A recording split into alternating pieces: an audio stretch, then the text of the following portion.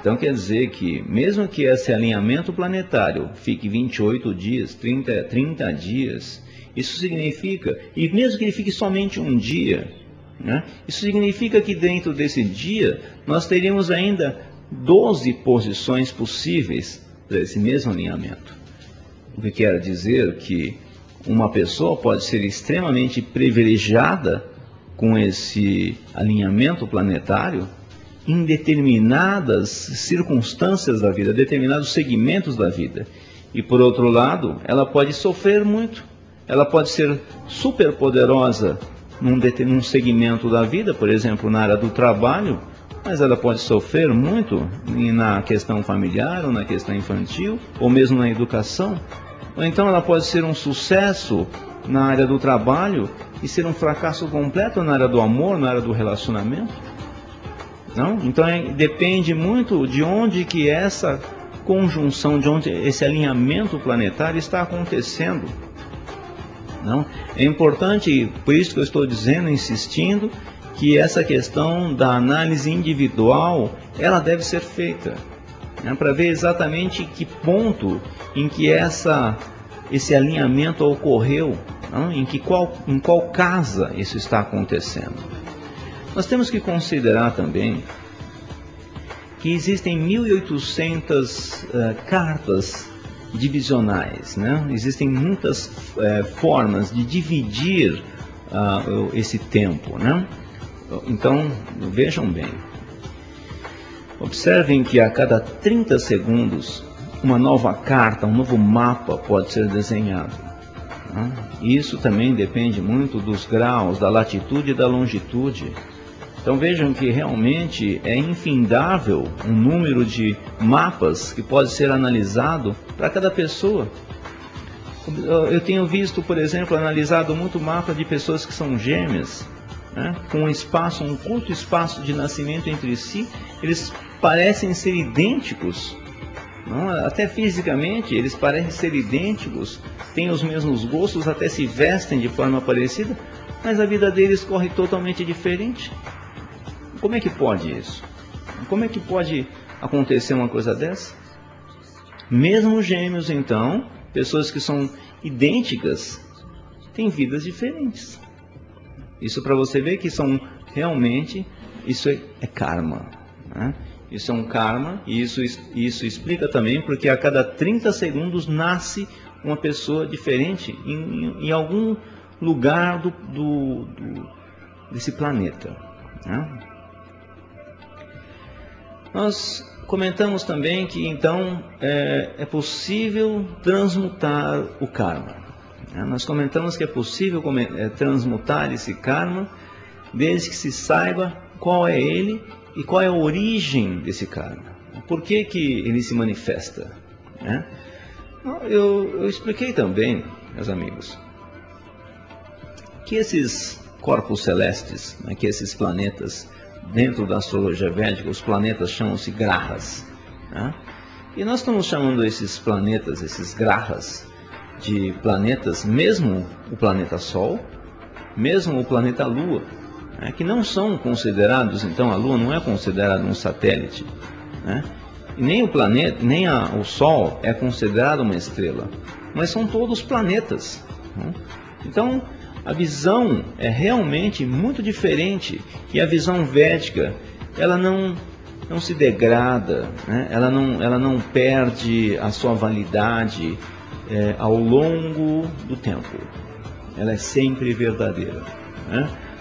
Portanto, nós nunca mudamos de opinião, né, só pelo fato de um novo planeta ter sido descoberto, não? Mesmo porque os sábios orientais já sabiam da existência desses planetas longínquos que só foram descobertos no século passado, e já sabiam desses planetas há milênios, sem utilizar instrumentos como telescópios, porque eles já tinham a consciência completa, o que eu estava dizendo no começo, da consciência cósmica, não? Já tinham a consciência completa desses corpos celestes que estão realmente longínquos e que não podiam ser vistos a olho nu, não?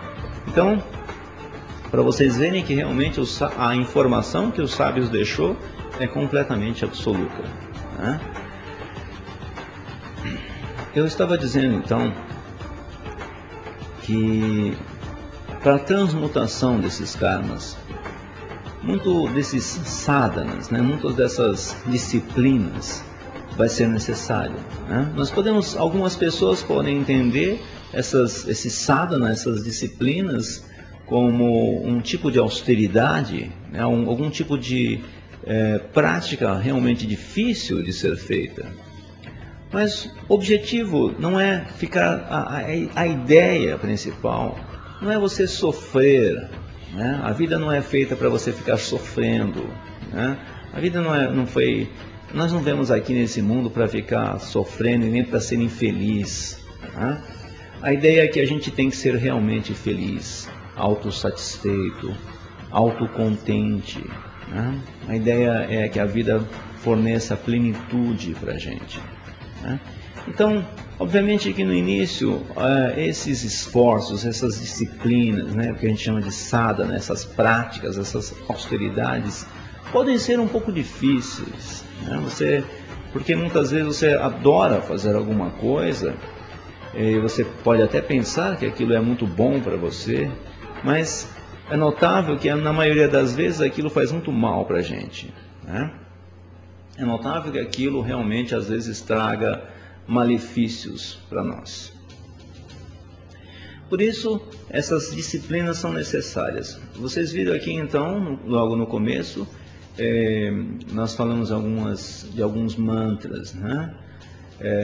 Mantras que são realmente capazes de mudar, transmutar esses karmas.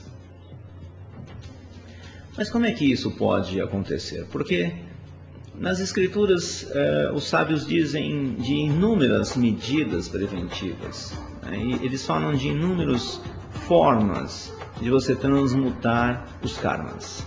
É claro que tem karmas que realmente são muito difíceis de serem transmutados, né? Por exemplo, vamos supor que você tenha nascido deficiente físico, por exemplo, né? Que você não tem um braço, não tem uma perna, ou não tem uma visão, algo assim, né? Então realmente esse karma é muito difícil, não é um karma fixo, é um karma muito difícil de ser transmutado, né? Ainda assim, pela graça das poderosas entidades, ainda assim isso é possível de ser transmutado, mas isso deve ser levado em consideração que é muito difícil. Não são karmas que iam requerer um esforço colossal, né, durante muito tempo, né, para mudar esse karma. Existem karmas mais leves, né, que são rápidos e fáceis de serem transmutados, né? Isso significa também que esses karmas sendo transmutados, nós vamos retirando o peso da nossa bagagem, né? A nossa a viagem pela vida vai se tornando muito mais fácil, né? Porque você viaja com menos peso, né? menos carga, né? Então, obviamente, você vai ficar muito mais leve, muito mais tranquilo, né? Então, de toda forma, aliviar esses karmas também que são não tão fixos assim, é uma coisa que vai realmente trazer muito mais prosperidade para a sua vida em todos os aspectos, né? Mesmo porque no conhecimento védico, prosperidade não significa exatamente riqueza material, não? Mas o fato é que determinadas práticas realmente são capazes de transmutar esses karmas, por exemplo, os próprios mantras, como a gente havia comentado, e não é que você pode ler um livro e você vê lá um mantra, então eu vou recitar um mantra para Shiva, eu vou recitar um mantra para Ganesha, eu vou recitar um mantra para Lakshmi, ou então para Sarasvati, para Durga, para Krishna, para Vishnu, para Brahma, para Indra, enfim, existem milhões e milhões de deuses que você poderia recitar os mantras, mas será que é um mantra adequado? Será que é um mantra certo? Nós temos que considerar que quando você quer falar com alguém, né, é importante que esse alguém que você queira falar esteja na sala, né, ou então esteja do outro lado da linha telefônica, né, porque senão você vai querer fazer o seu pedido, né, vai querer fazer a sua prece lá, ou então vai querer pedir um conselho para alguém, ou querer aprender alguma coisa de alguém, mas se esse alguém não estiver lá, o que vai adiantar você fazer tanto esforço? Né? Pode ser que você esteja então batendo na porta errada. Né? Então é importante saber qual é o tipo de mantra adequado. É claro que nas escrituras védicas, os deuses falam, os sábios dizem sobre diferentes medidas preventivas, né? Nós já estamos comentando aqui dos mantras, mas eles começam falando, obviamente, de rituais tântricos, eles falam de mantras, eles falam de diferentes vratas, que são votos específicos, falam também de pedras preciosas, né? Enfim, existe uma enormidade, né? Existem também doações específicas de itens específicos em dias específicos para pessoas específicas, né? Então você tem uma quantidade ilimitada de medidas preventivas, uma para cada deficiência, uma para cada karma, né? Seja ele benéfico ou maléfico. Mas falando especificamente de mantras, porque os mantras sempre são mais fáceis, não? Porque eles não ocupam espaço, né? Eles não custam nada, né? Eles